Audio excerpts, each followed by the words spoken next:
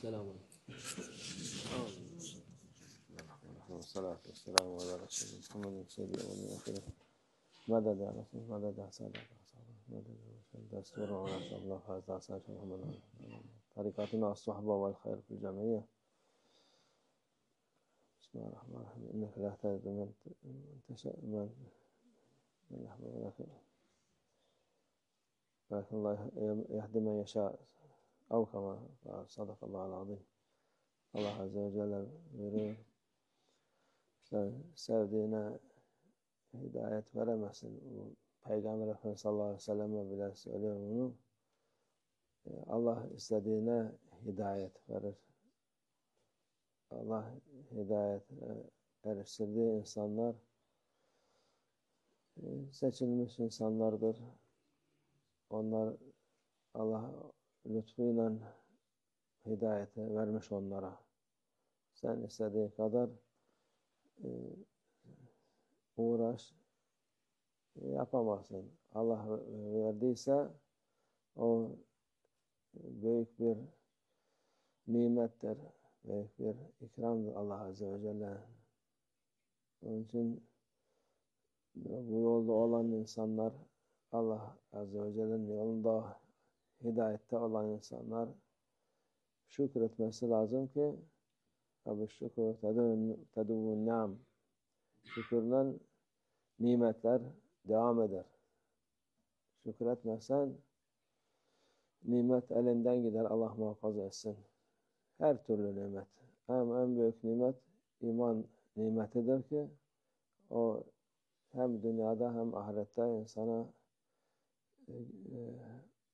rahatlık verir, kurtuluş olur, her türlü sıkıntıdan kurtulur.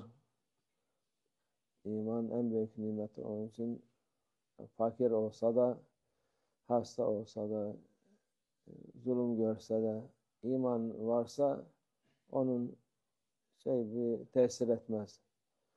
İman olmasa o vakit en ufak bir şeyde huzursuz olur, rahatsız olur, kendini iyi hissetmez. Onun için bu nimetlere daim olsun diye şükretmek lazım.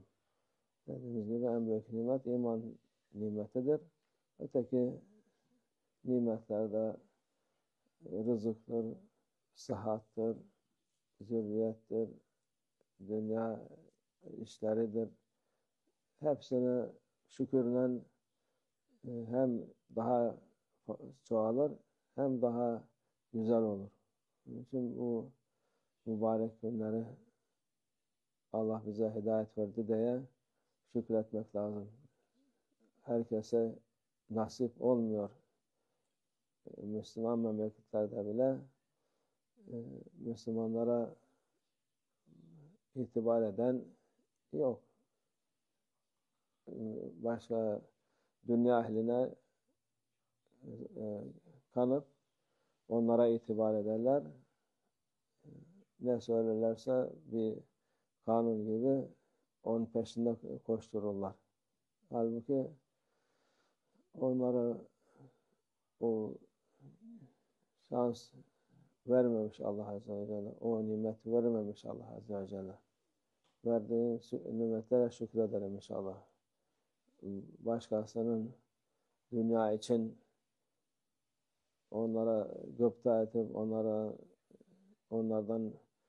onlar gibi olmak için Allah'tan temenni etmeyin. Allah'tan ancak bu yolda sabit kadem kılmak için dua edin. Allah yardımcımız olsun.